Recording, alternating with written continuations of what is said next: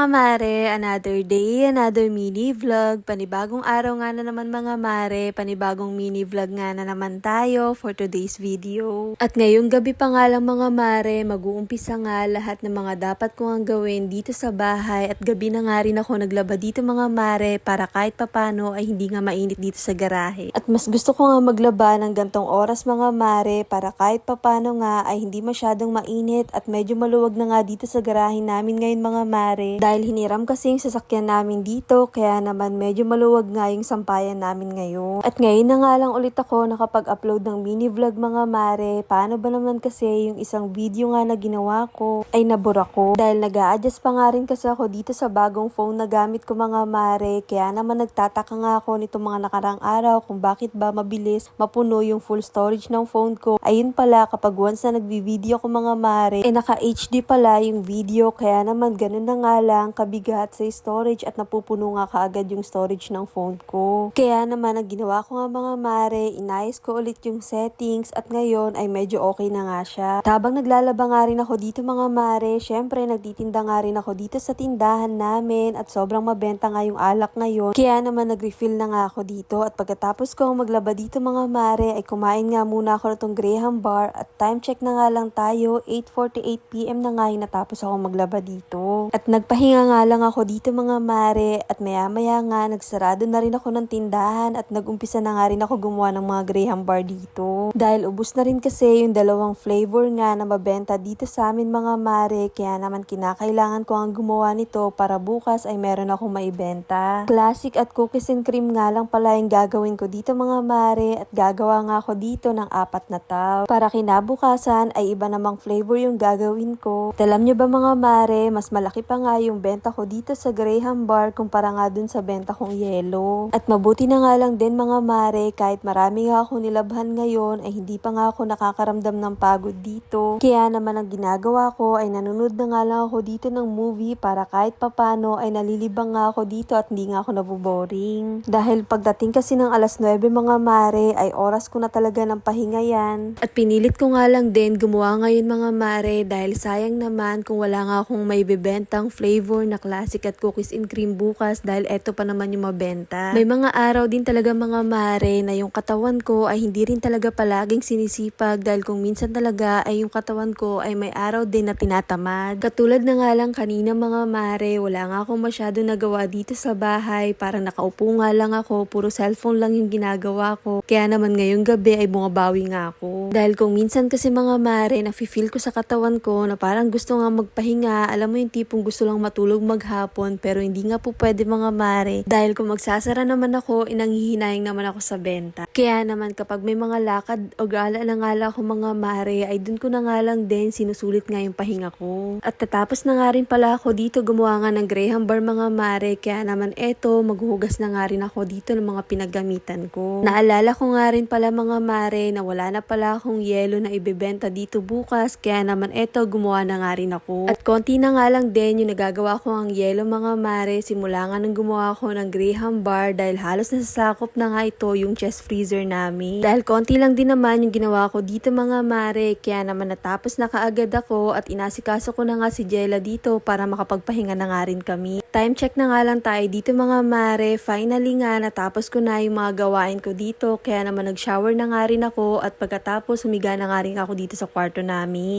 O siya, hanggang dito na lang muna mga mare. Ito watching